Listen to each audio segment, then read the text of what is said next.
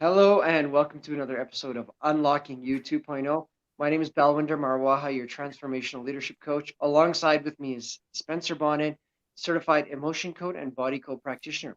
Hey, this week we're talking about how to keep your immune system at its best and really just boosting it. And today's all about watching your diet and watching what you eat. And you know, consciously there's so much I could talk about, but subconsciously we don't even realize that our subconscious mind has such a big play in controlling our diet. So we want to start there today. Spencer, tell us what happens on the subconscious side when it comes to our diet. Absolutely, and thank you so much for that. So the first and foremost, the absolute first thing I want to address is who out there suffers from like emotional eating, right?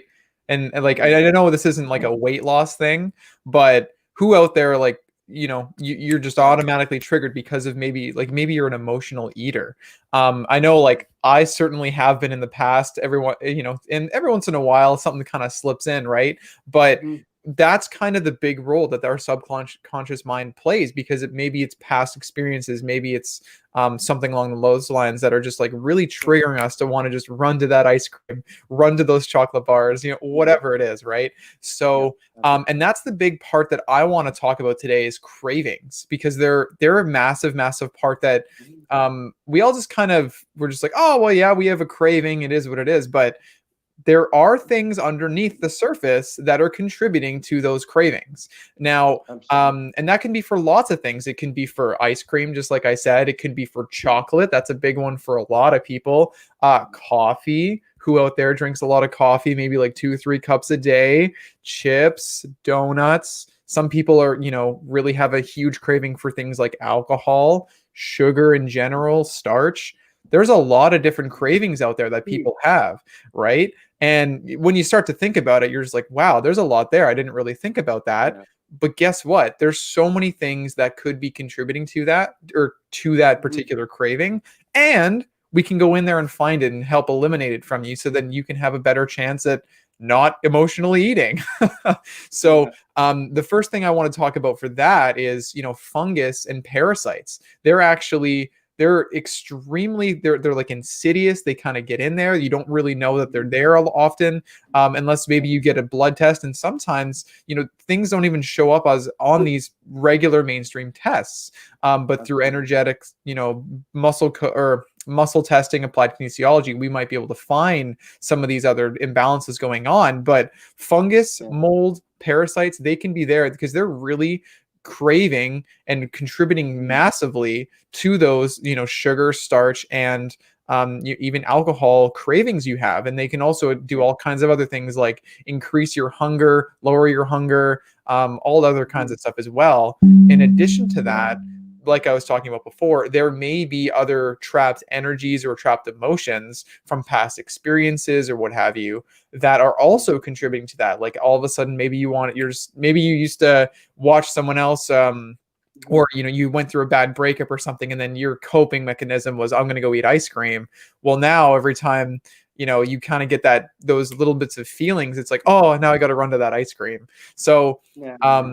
there's that stuff that's kind of lingering in the background that we can go in, we can find, pinpoint, and we can release. So if that's you, if you feel like maybe you have these cravings all the time, or if you feel like you're a little bit on the Mhm. emotional eating side, connect with me, connect with us, and we'll figure that out. We'll make a plan. We'll eliminate some of that stuff for you, and we'll get you right on track. So that's my subconscious talk. How about Mhm. on the conscious side, Valley? What's going You on know, you consciously? I props to you, Spencer. You did really well because on a topic like this, we could go on all day. Oh yeah. There's so much that comes to this. So I'll try to keep this brief, but basically, there's a few things I want to talk about. Because we're talking about immune system as I cough, right? Um, we're ta- we're talking about immune system. Um, some of the things that will bring down your immune system, especially when you're on the verge of getting a cold or when you're have a cold or when you've got a flu or you're sick, um, that dairy, anything with dairy involved, butter, cheeses, milk, creams, any dairy whatsoever causes inflammation, but it also causes you to develop mucus and phlegm. Mm. And so what happens is if you're already under the weather a little bit and you're consuming those products, it's going to make it worse for you. So, the old adage, clear liquids all day long. And try to stay away from the juices actually a lot, because the juices sometimes they have a lot of sugar in them and your body takes a lot of energy to process that sugar. So, water is your go-to. But another drink that I've recently introduced into my lifestyle is kombucha. Mm. And let me tell you something about kombucha. The first like 5 times you have it, you're probably gonna want to almost throw up or gag. Okay, it tastes like it's like something you're drinking something that's gone bad, which essentially is what it is. Kombucha is a fermented green tea. The caffeine or black tea. My apologies, not green tea. It's a fermented black tea typically. The caffeine does get eliminated from the tea because of the kombucha, the bacterial culture. But this is actually really, really good for your gut. And Mm. by drinking kombucha on a regular basis, not only is it introducing a lot of great bacteria into your gut, it's helping, keep things regular and keep your digestive system on a good set. So that's the first thing I want to talk about is when you're a bit under the weather, have the right things. Don't, stay away from the sugars, the cheeses, the milks, a lot of processed foods, because those things will bring your immune system down. Now, the Mm. next thing I want to talk about when it comes to watching your diet is I want to talk about when are you eating or how often are you eating. And, I was fortunate enough to see Dr. Mercola speak about a year and a half ago, and hearing him speak changed my life. And, he talked about a lot of things, but one of the biggest things he talked about was what we eat and how we eat. And he said that, as humans, we tend to eat all day almost. From the moment we get up to the moment we go to bed, we typically tend to eat. And that's not what our body is designed for, Right. especially in the environment we live now. Because what happens is the environment we live now, there's so much outside interference and pollution and things like that that our body needs to recover from.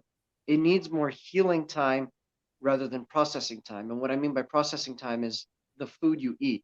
So one of the things I introduced into my life, and a lot of you probably heard of this, is called intermittent fasting. Mm. And I do this on a very, very regular basis. In fact, Me daily. too. So to give you an example, last night I finished dinner at just before 7 p.m. And right now it's 10 a.m. Where I am right now. So it's been, 15 hours since I last ate. The only thing I've had in between is water. I'm Mm. gonna have breakfast in about half an hour here. So what happened? What I've done is that my goal is 8 to 9 hours of eating time. So I'll have breakfast now. I'll have lunch, around 2 o'clock or so, and then dinner around 6:30. Um, in between, I'll have a couple of healthy snacks. And I used to be one of those people that went for sugar. I would be like, "Oh, sugar, let's have a piece of chocolate or have some candy." But I've gotten over that, and a lot of that has been through the emotion code and body code, what Spencer does. But a lot of it's just been setting goals and saying, "Hey, this is what I want to do. This is what I want to achieve. This is what I want to get away from." And just being cognizant of what I'm doing and what I'm putting in my body. So now when I want sugar, I'll go to something like dates. Dates Mm. are a great thing. Not only are they sweet, but they're great for your kidneys, your blood, and have all sorts of other, um, you know, good things. So starting intermittent fasting and going towards this, it's not something you can just do overnight. It takes time to build up. So if you're used to like waking up and you're eating breakfast at like 7:30 in the morning, but then you're having dinner at like 9 o'clock at night, you're spending most of your day eating. Mm. And the thing is your body is in a certain mode during that time. It's in processing mode. But what happens is that processing mode shuts off at a certain point and healing mode turns on, and your body will automatically start to heal itself. Now, one of the biggest things I've noticed since starting in intermittent fasting is I'm at a great weight. And not that I was overweight to begin with, but my weight doesn't fluctuate. Mm. It really doesn't. The second thing is that energy levels. My energy levels are way, way more than what they used to be. My energy levels used to kind of be up and down a lot. And when I realized when I eat late at night, my energy levels the next day really suck. It's helped with Mm. regular bowel movements. I'm not drinking any kind of caffeine, and I wasn't big on caffeine before. It was here and there, but it's completely gone now. Right. So what you want to do is set yourself a schedule, and this one thing, if you start doing this, will dramatically change your life. um if right now your eating window is like 12, 13 hours a day, start bringing it down over a period of time. So let's say you're 12 hours a day. Let's say you're first eating at like 7:30 in the morning, you're eating dinner at 7:30 at night. Well, for a week, start pushing by half an hour forward, half an hour earlier. And I know for a lot of people it's difficult because of your job or where you work, or maybe you're working shift work or your night shifts, but do what you can to get yourself within that 8 hours is what Dr. Mercola said is the ideal situation. Um, for myself, I'm typically 9, sometimes 10. It really depends on the day of the week and how my work schedule is. But bring it down. Really get into the habit of not eating all day. And one of the biggest things you can do for yourself is once you've had dinner, do not go back to the cupboard or the pantry for chips and snacks. Yeah. Just don't do it. Okay. And your last meal of the day, ideally at least 3 hours before bedtime. Mm. Ideally, you want to have a good buffer between your last meal and actually going to bed, and that's when your body's going to stop processing and start healing. So with that, Spencer, like I said, I could go on and on forever. Is there anything you'd like to add to what I've said?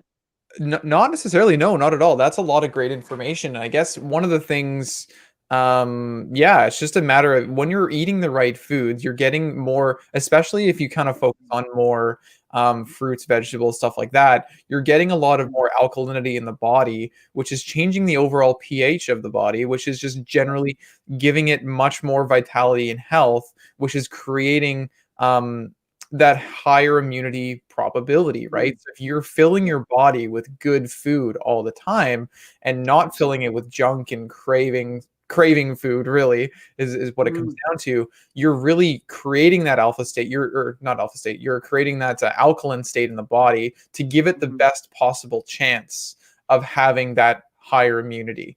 And absolutely. when if we combine that and stack that with the fact of releasing Yeah. trapped emotions, releasing that kind of Yeah, stuff, you're just giving yourself the best possible opportunity to have the best immune system possible. So, absolutely. yeah. So with that, guys, so that's it for today. Today is, Mm, if you're interested in what we do, we're talking about the subconscious, the conscious, and all that kind yeah. of stuff. Definitely check out our website. It's just at leadyourideallife.com. Excuse me. Coughing and clearing our throats. Geez, higher Yeah. immunity. But if this is something that you're really interested in, if you like the way we come together and kind of give you this awesome Mm, information, over the last about 6 months or so, we've really started to shift and change our patterns and our habits through something called the Inside Out Institute. So, if you're interested in kind of seeing the shifts that we made and how you can make the best life and lead the best life you can possibly live right now and make the rest of 2020 amazing, and all that kind of stuff, check out our website here. You're going to get really inspired by a couple of videos that are there. And on top of that, we also have our weekly webinar, which is just at 2020recoverymanual.com, which then that is going to give you some really, really amazing and key information to help. Even though there's only like 2 months left, you can really make the yes. most of 2020 and then on and beyond that as well. So with that, guys, I hope you guys have a phenomenal rest of your day, and we will see you again tomorrow for episode number 3 this week. Awesome. Thank you. See ya.